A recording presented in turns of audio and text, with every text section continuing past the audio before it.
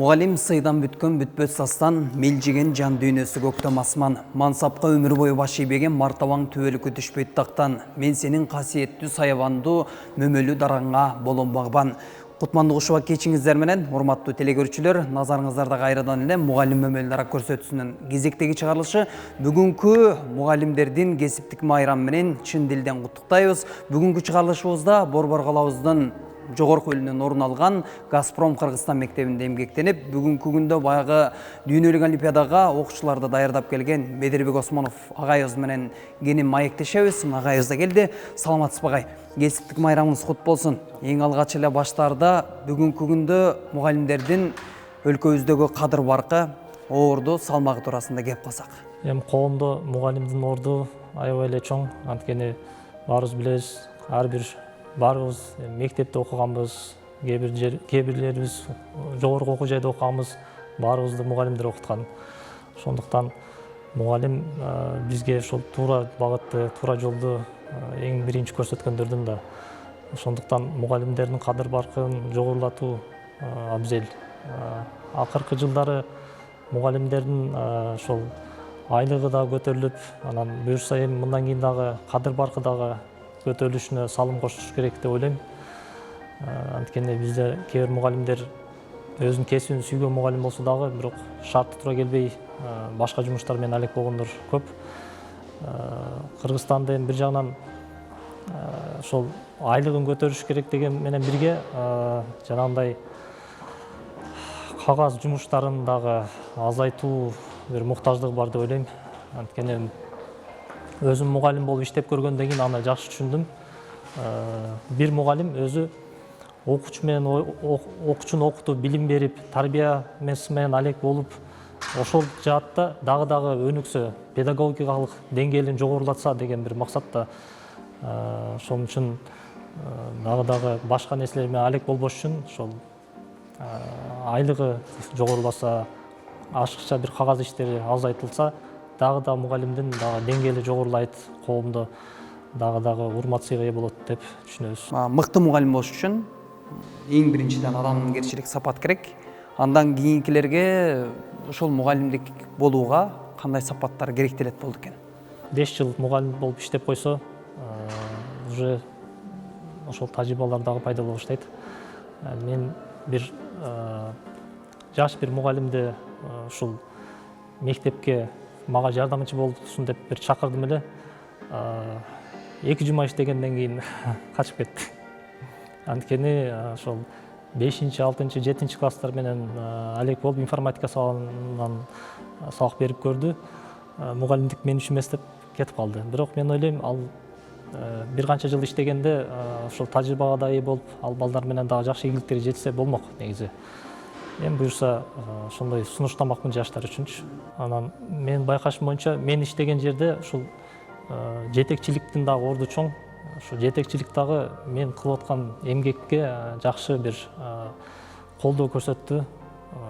Биз кайрылган бир көйгөйлөр менен ар дайым чечип берет эле. Ошонун натыйжасында биз мындай ийгиликке дагы бир себептен жеттик деп ойлойбуз. Биздин ушул бияктын мектебибиздин директорунун колдоосу. Медер Осмонов, он работает в нашей школе уже 3-й год. Достаточно такой человек пунктуальный. Бедербек Осмонов биздин мектепте 3 жылдан тартып эмгектенип келет. Бул агайыбыз туурасында токтоло кетсем, өтө пунктуалдуу жана оор басырыктуу, көздөгөн максатына өжөрдүк менен жетүүдөн тайманбаган сапаттарга ээ. Мен бир нерсени баса белгилеп айткым келет, окуучусу жок мугалим эмес дегендей эле Медер агай дүйнөлүк олимпиадага окуучуларды даярдап келет. Бул жылы ал үчүн жемиштүү жылдардан болду десем жарашчудай. Анткени окуучулары дүйнөлүк олимпиадада 2 күмүш алып келгендиги биз үчүн чоң кубаныч тартуулады. Мен ушул убакыттан пайдаланып Медерди жана бүтүндөй Кыргызстандагы мугалимдерди кесиптик майрамы менен чын дилимден куттуктагым келет. Ар бир мугалим биздин Медербек агай сыяктуу эмгектенип талбай изденишин жана ийгиликтери мол болушуна тилектешмин. Хочу сразу в преддвериях праздника поздравить всех своих коллег, пожелать самого наилучшего, добра, мира, согласия.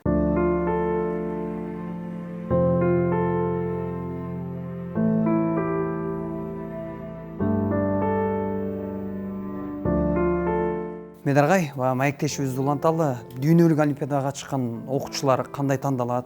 Аны менен катар эле даярдыктары кандай жүрөт? Акыркы 3 жылдан бери эл аралык олимпиадага ошо 5 предмет боюнча улуттук олимпиаданын натыйжасы жыйынтыгы боюнча тандалат. Алдыңкы 4 окуучу информатика боюнча эл аралык олимпиадага катышат. Башка предметтерде 5-6дан. Анан улуттук олимпиаданын өзүнө ошол алгачкы 4 орунга кириш үчүн дагы бир жок дегенде 3 жылдык даярдык керек болот. Анан ал балдар дагы биринчи мектептин өзүнөн тандалат.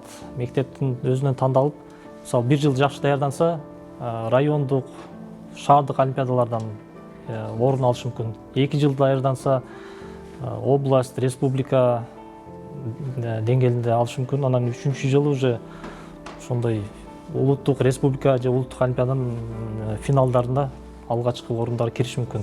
4 орундук илинген багы окуучулар, алар эл аралык же болбосо дүйнөлүк олимпиадага катышууга жолдомо алат экен ошондо. Эл аралык олимпиада үчүн катыша турган балдарды биз тынымсыз жанагындай спортсмендер сыяктуу эле даярдайбыз да. Алар эртеден баштап кечке чейин ошол нагрузка менен аябай тынымсыз даярданышат. Мисалы, азыркы учурда АКШнын, Россиянын олимпиадага, информатика олимпиадага кандай даярдана турган программалары бар. Биз ошол программалардын негизинде даярданабыз. Бул класста атайын информатикага, олимпиадага даярданыш үчүн ошо класстагы мына монитор дегиле ошол компьютерлердин баардыгы жабдыктары менен жабдылган экен. Демек, ошол жерде окуучулардын баардыгы тең отуруп, күн кечке олимпиадага даярданат. Ооба, бул олимпиадалык кабинет. Мисалы, дүйнөлүк олимпиада менен улуттук олимпиаданын ортосундагы айырмачылыктар, тапшырмалар кандай? Улуттук олимпиадада бул эл аралык олимпиадага тандоо үчүн атайын түзүлгөн олимпиада. Тапшырмаларын салыштырганда улуттук олимпиаданын алгачкы 3 этабы тапшырмалары андай деле кыйын эмес. Улуттук олимпиаданын финалы 4-чү этабы эл аралык олимпиадага жакындатылган бир форматта. Анткени ошого окшош форматта булар эл аралык олимпиадага катышат. Ошол 2 күн өткөрүлөт. Быйылдан баштап 3 күн болду. 2024 окуу жылында 3 күнгө даже создук. Анткени бир күн менен окуучуну тандоо, анын деңгээлин аныктоо оңой эмес болот. 2 күн болгондо дагы жакшыраак аныкталат. 3 күндө уже эң мыкты окуучулар ачыкка чыгат. Дүйнөлүк олимпиадада тапшырмалар кандай? Мисалы тактап айта турган болсок. Дүйнөлүк олимпиадада ошол 5 сааттын ичинде 3 эле тапшырма берет. Ал 3 тапшырманын ичинен дагы бирөөсү бир аз жеңилирээк болот. Анан экинчи, үчүнчүсү аябай татаал. Башкача айтканда, бир эле маселени чыгарыш үчүн 2 саат, 3 саат отуруп, аны чыгарганга аракет кылыш керек. Анан көбүнчө эл аралык олимпиадада мындай көп тапшырманы чыгарган окуучулар барып эле мындай окуганда эле таанып кое турган маселелер болбойт. Алар көбүнчөсү мындай стандарттык эмес типтеги бир ой жүгүртүүгө талап кылынган бир маселелер болот. Анан олимпиаданын баягы суроолорун же болбосо тапшырмаларын чыгарыш үчүн окуу жайлар арасында же болбосо Казакстан же болбосо Өзбекстандын баягы олимпиадага катыша турган окуучулар менен биргеликте чогулуп, бир өзүнчө дагы ортодон бир даярдыктар жүрөбү? Ооба, даярдыктар жүрүп турат. Мисалы, өткөн жылы Кыргызстанда өзүндө Ысык көлдө ошол Орто Азиядагы кээ бир мамлекеттерди чакырып биз уюштурганбыз. Казакстан келген, Өзбекстан келген, Кыргызстан болуп 3 мамлекеттин эл аралык олимпиада катышуучулары чогулуп даярдалган. Анан быйыл болсо Казакстан бизди чакырды. Казакстан, Кыргызстанды жана башка кээ бир мамлекеттерди чакырып даярдык өткөрдү. Бул 2 же 3 өлкөнүн ортосунда багы даярдыктары, демек дүйнөлүк олимпиадага чыгууга алар менен атаандаштардын дагы тажрыйба алмашуунун аркасында окуучулар өсөт. Ооба, албетте. Окуучулар бири-бири менен да байланышканда өсөт. Ал жактын жаңы мугалим, жаңы тренерлер менен дагы эң мыкты тренерлер чакырылат андайгачы. Мисалы, былтыркысында биз Европада окуп аткан дүйнөлүк чемпиондукту ээлеген мугалимдер чакырганбыз. Быйыл болсо JetBrains деген компания Казакстанда өткөрдү. Алар дагы жакшы неме болду. Агай, быйыл 2 күмүш алып келдиңиздер информатика багы предмет боюнчачы. Эми алтынга жетпей калышынын себеби эмнеде болду экен? канткенде эми алтынга жетебиз? Алтынга жетүү үчүн кээ бир шарттар дагы даярдалыш керек деген ойдобуз. Анткени эмнеден аксап атабыз ошондо? биздин дагы жакшыртышыбыз керек болгон бир себеп окуучулардын математикалык даярдыгы. Анткени информатика олимпиадасында математикалык эсептер берилет кээдечи. Ошол информатиканын эсебинин жарымы математика болуп калышы мүмкүн. Анан кимдин математикалык даярдыгы жакшы болгондор жакшы ийгилик көрсөтүп аткандыгын байкап атабыз. Демек алардын катарында мына Бобрусян, бир жагынан математика, бир жагынан информатика дагы эки жагында тең бир бар экен. Быйыл эки предмет боюнча дагы ийгиликтерди жаратып келди. Ооба, мисалы Бобрусян буга чейин математикалык даярдыгы болгондуктан информатикага да пайдасы тийди. Же болбосо ошол башка окуучулардан Алихан Айдарбеков, же болбосо Абдулазиз Алибиев деген окуучулар дагы математикалык даярдыгы бар болгон окуучулар болчу.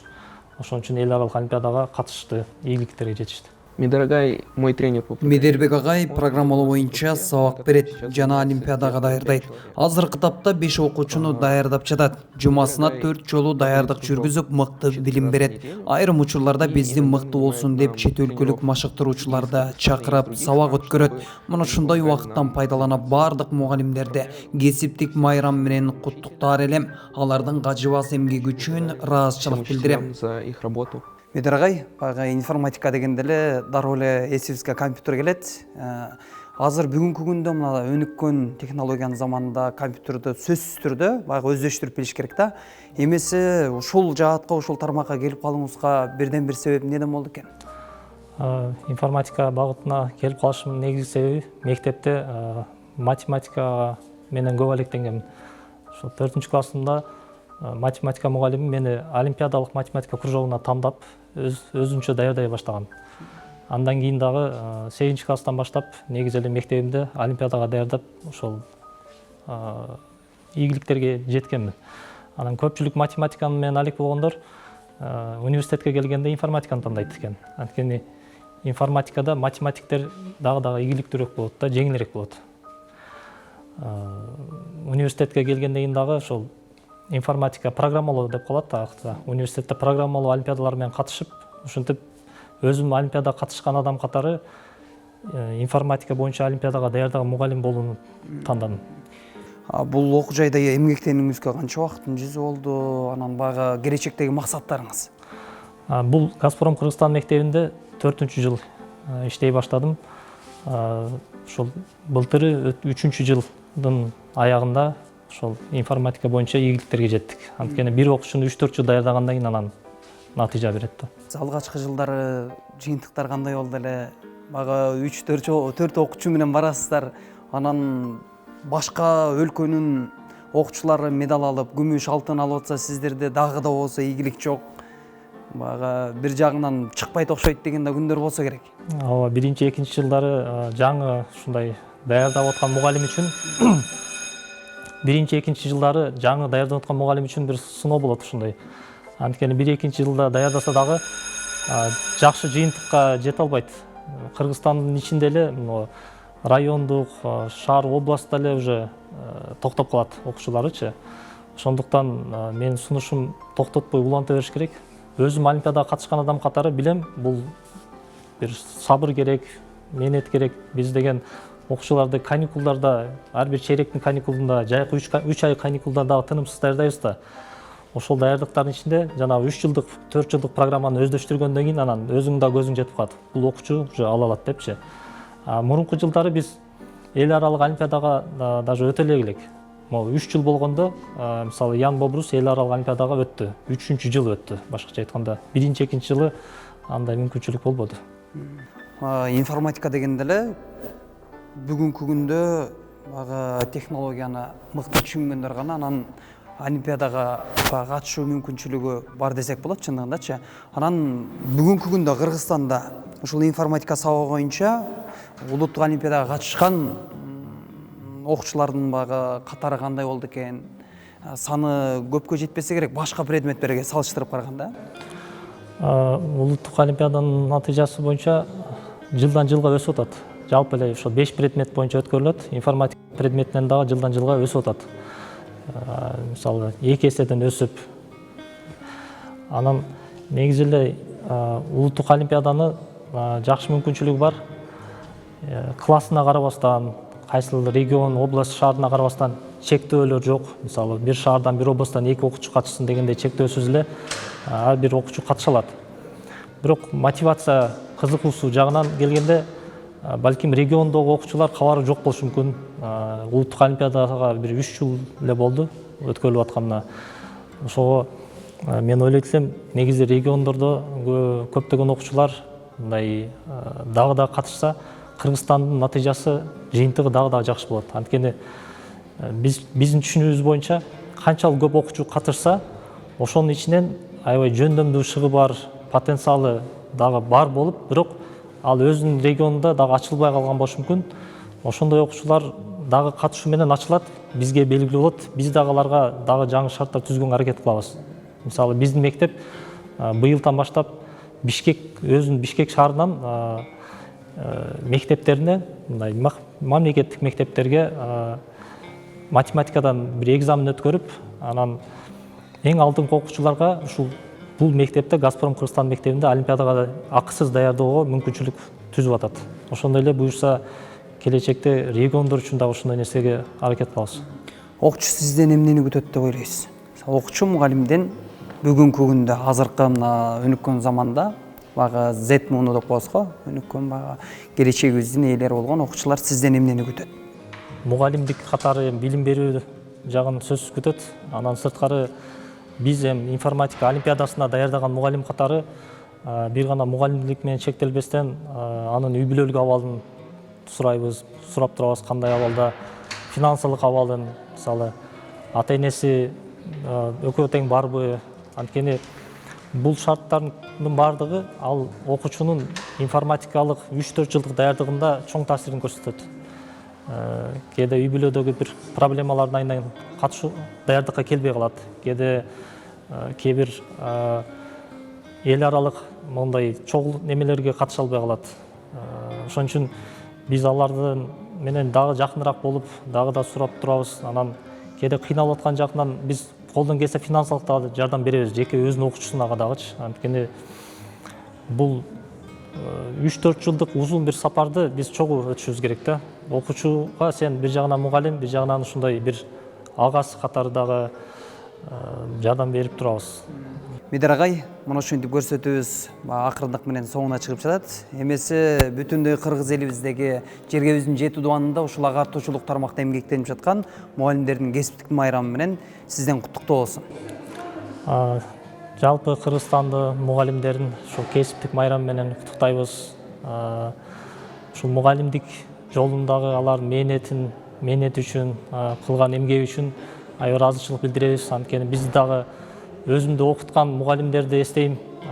Алардын жардамы болгон үчүн, алар мени ушинтип окуткан үчүн ушундай бир мен дагы мугалимдик бир кесиптин ээси болдум. Жана аябай ыраазымын ушул кесип менен алектенгениме. Буюрса Кыргызстанда дагы жалпы мугалимдердин кадыр баркын дагы элдин арасында жоголбашын тилейбиз. Сизге ыраазычылык билдиребиз. Медер агай, сиздин да ишиңизге ийгиликтерди каалайбыз. Бүгүнкү кесиптик майрамыңыз кут болсун. Дүйнөнү багындырган алтын медалды Кудайым буйрса 2025-жылы алтындан алтын алып келиңиздер деген жакшы бир каалоо тилектерди айтабыз. Эмесе урматтуу телекөрүүчүлөр, бүгүнкү эфирибизде мына ошентип соңуна жыйынтыкта олтурган чагыбыз. Ойлор менен таң атып да өтүп кеч болуудамын окуучуга кечиктеш. Мындан өткөн бакыт жоктур чынында, мен мугалим пайгамбарга кесиптеш деген жакшы бир ысаптар менен бүгүнкү көрсөтүүбүздү жыйынтыктайбыз.